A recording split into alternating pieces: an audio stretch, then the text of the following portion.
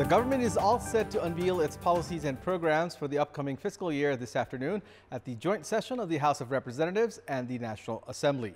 At a time when the national economic growth rate has not exceeded 2%, the Pushpa Kamal Dahal-led government, through its policies and programs, will focus on reviving the country's economy.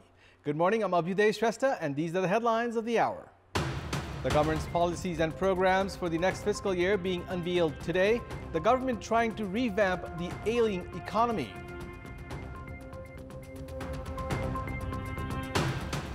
Unregistered pharmacies selling medicines at will due to lack of effective monitoring by the government. Experts say people's lives are at risk. G7 leaders holding their annual meeting in Hiroshima, Japan. Ukraine top of the agenda as the U.S. flags increasing sanctions on Russia. Ukraine's President Volodymyr Zelensky to attend the summit.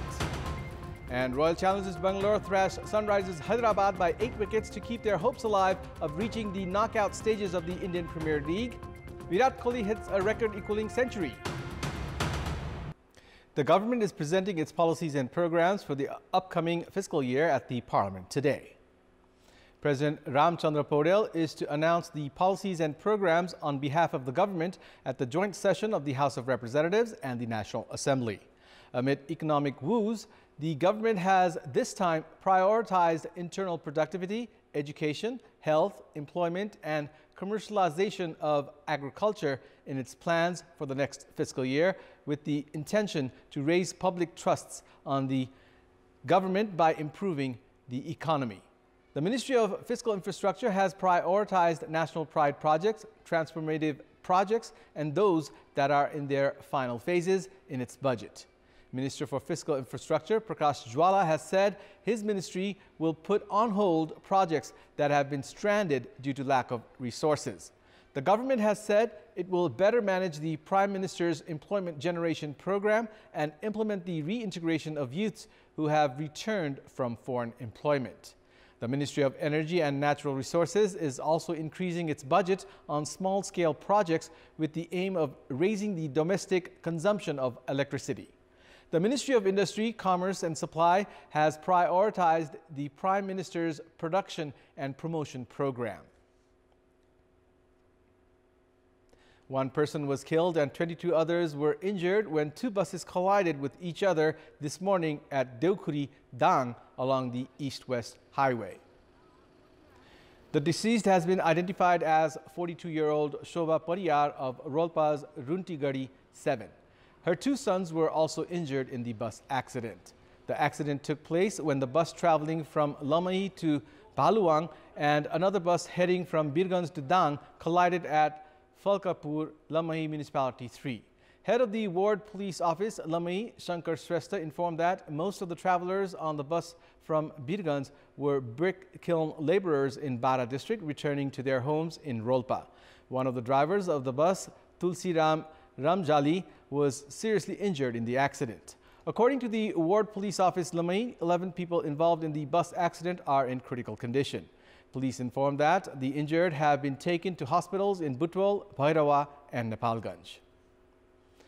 The Saptari District Court has demanded for fines from 2 more people for allegedly providing citizenship to a non-Nepalese.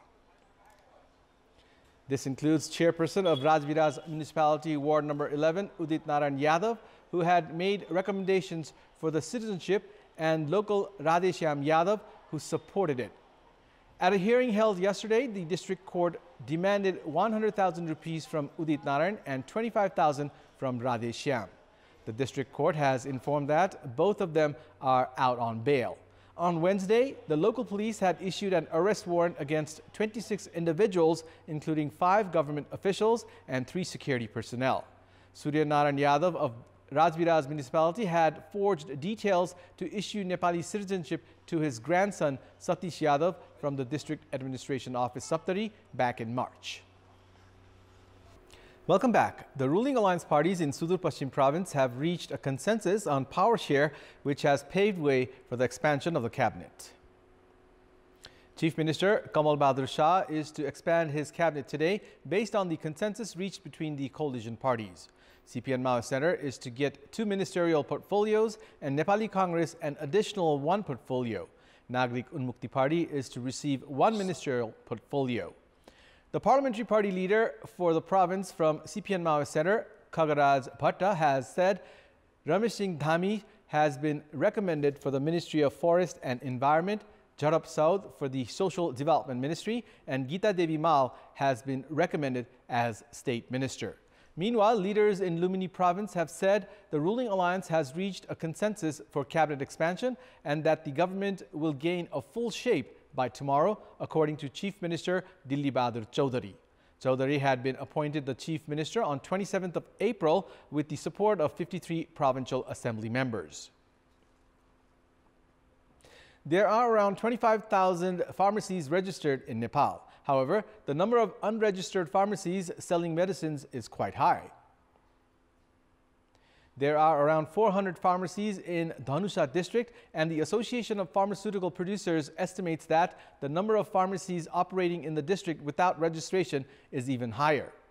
Likewise, there are around 120 registered pharmacies in operation in Kapilvastu, while there are around 100 pharmacies that are selling medicines without being registered. Pharmacies are being operated by people who do not even have basic knowledge of medicines. Experts opine that people's lives are at risk as medicines which have a direct impact on health are being sold by a high number of unregistered pharmacies throughout the country due to the lack of effective monitoring by the government. To operate a pharmacy in the country, it has to be registered with the Department of Drug Administration. According to the department, there are around 25,000 pharmacies that are currently registered. The responsibility of monitoring the pharmacies lies with the department, and it has been able to carry out only 2,800 to 3,000 monitorings annually. The department does not have data of the number of pharmacies that are operating without registration either. The country's Drug Act provisions that only operating a pharmacy without registration is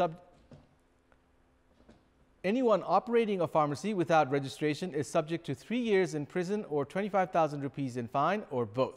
After monitoring, the Department of Drug Administration closes down the unregistered pharmacies and takes action against them. However, the department says it has not been able to carry out enough monitorings due to the lack of manpower. In our Public Voice segment, we had asked people in several provinces regarding the aspects they need to seriously consider while purchasing medicines. Let's take a look at what they had to say. Public Voice. Especially त्यसको डेटलाई ख्याल गर्छु. त्यसको मूल्य अनि कहिले कसरी बनेको त्यही कतिसम्मको डेट हुन्छ कतिसम्म राखेर खुवाउन हुन्छ भन्ने मात्रै हेरिन्छ. प्रिस्क्रिप्सनमा जे छ त्यही दिनु है भनेर चाहिँ भन्छु म. ठगेर पनि एक्स्ट्रा टेक पनि लगाएको हुन्छ के. त्यस्तो म हेर्दिन. अहिलेसम्म हेरेको छैन. विशेष गरेर म चाहिँ मूल्यलाई हेर्छु. औषधिको डेट छ या छैन भनेर म्याक्सिमम चाहिँ ध्यान दिने गर्छु. त्यो औषधि चाहिँ एउटा लेभलिङ मात्रै हेरिन्छ.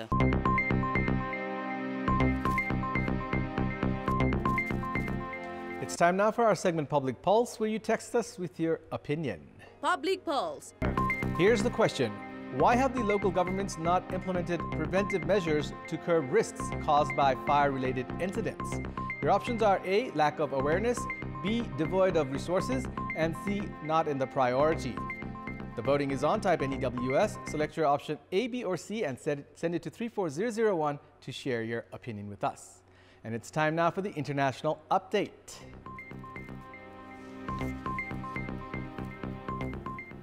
The G7 leaders are holding their annual meeting in Hiroshima, Japan. Ukraine is top of the agenda as the US flags increasing sanctions on Russia and the UK bans Russian diamonds. Media reports says Ukraine's President Volodymyr Zelensky will attend the summit in person. Tensions with China also loom large as the G7 leaders want to ensure a free and open Indo-Pacific. There will also be discussions on climate change, food security, health, and nuclear disarmament. The G7 comprises the US, UK, Canada, France, Germany, Italy, and Japan, but 8 other nations have been invited this year. The G7 leaders have visited the Peace Memorial at the site where they took turns laying wreaths at the Hiroshima cenotaph. Afterwards, they stood in line with their heads bowed, paying respects to the estimated 140,000 people killed in the attack and its aftermath. More than 20 rivers have burst their banks in Italy, leaving 13 people dead and forcing thousands from their homes after 6 months' rainfall fell in a day and a half. More bodies were found yesterday after almost every river flooded between Bologna and the northeast coast, 115 kilometers away. Some 280 landslides have also taken place. The mayor of Ravenna, a city badly affected by flooding, said it was the worst disaster in a century. Firefighters helped residents flee their houses, including a 97-year-old woman. More evacuations took place west of Ravenna yesterday, and more bodies were found, including a couple in a flat in the village of Russi, which was flooded hours before. Many are warning that Italy needs a national plan to respond to the effects of climate change. Civil Protection Minister Nello Musumeci said tropical conditions had already reached Italy, with 20 centimeters of rain falling in 36 hours and in some areas up to 50 centimeters. Prime Minister Giorgia Meloni's government has called a crisis meeting next Tuesday. Sports news. League leaders Church Boys United are up against Nepal Police Club in the evening today at the ongoing Martyrs Memorial A-Division League. The match at the capital's Dasrat Stadium has been scheduled for 6 p.m. kickoff.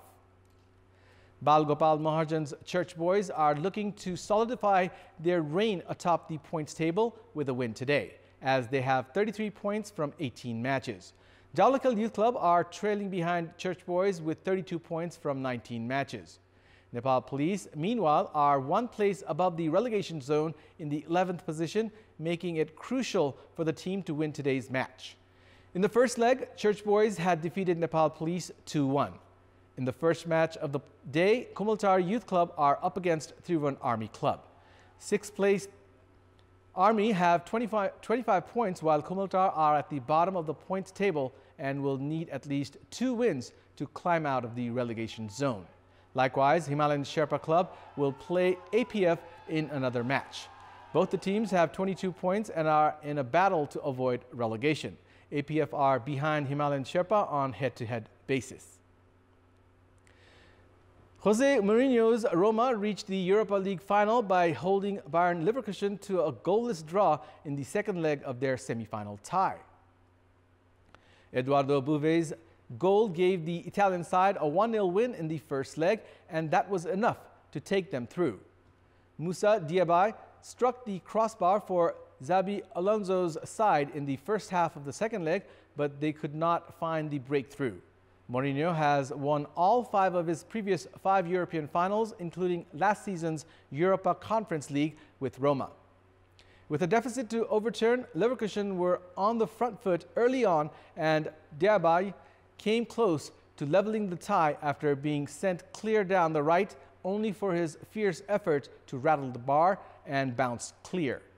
Karim Demirbay saw his low shot saved by Roma goalkeeper Rui Patricio soon after, while Leverkusen were furious when the referee waved play on when Sardar Azmoun appeared to be pulled down by Brian Cristiante just outside the box with just Patricio to beat.